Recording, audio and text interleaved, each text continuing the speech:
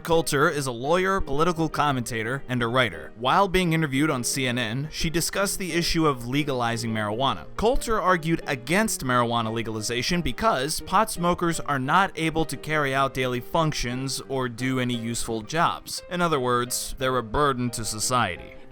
You can tell if somebody's been smoking pot. Their eyes are red, they giggle at everything, and by the way, they're incapable of carrying on the normal functions of life. Potheads, no, I'm going to be paying for their food, housing, now for their health care apparently, because they can't perform any useful jobs. Nobody has ever overdosed on cannabis. Did you know that? So what? They can't perform daily functions. They're going to be on my tax bill. Since Coulter cited no sources and demonstrated no line of reasoning, the only way to square her certainty of the effects of marijuana is if she had some first-hand experience smoking it herself. Coulter, however, has none. Have you ever smoked pot? No, I haven't. Never in your life? Almost none of my friends have because they're athletes. Now, the question was, have you ever smoked pot? There was no need for Coulter to state that almost none of her friends do. Nevertheless, she said it and then proceeded to contradict herself 2 literal seconds later. Have you ever smoked pot? No, I haven't. Never in your life? Almost none of my friends have because they're athletes. So how do you know what it does? Because I'm around potheads. Many of my best friends are potheads. How many potheads are you around? And in fact, a lot of them,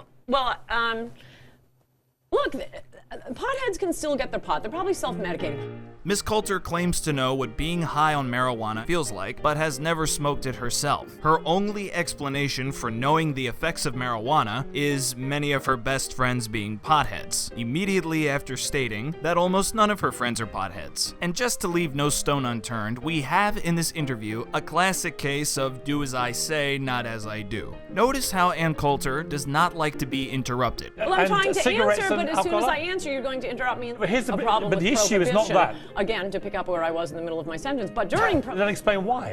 Well, I keep trying to when you keep interrupting. Now I'm going to explain now. So don't interrupt. Even when she is not actually being interrupted.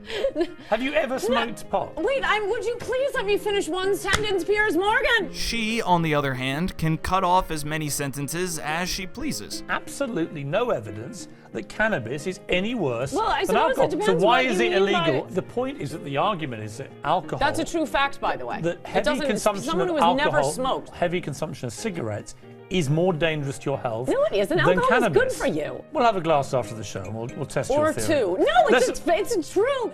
And by the way, at least they'll save me money if they just go ahead and die, but they rarely just go ahead and die. But you accept that people die of smoking, you accept that people can overdose on too much alcohol. Well, everybody dies eventually. How on earth do you have a productive conversation in spite of all this?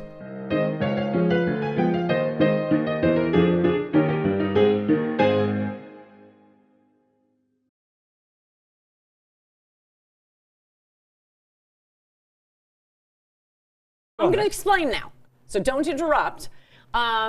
Look, the sole purpose for smoking pot or eating a pot brownie is to get high. That is not true with alcohol. Yes, People it is. enjoy, well, maybe you're a 14-year-old. They're going to keg parties still. Everybody drinks alcohol to get slightly higher than when they start drinking it, surely. What's the point of drinking alcohol? Absolutely. I have done TV after drinks. I bet you have too. Are you intoxicated now? I'm drunk right now. That would explain a lot of things. Have you ever smoked pot? Wait, would you please let me finish one sentence, Piers Morgan? Hey, that's some bullshit.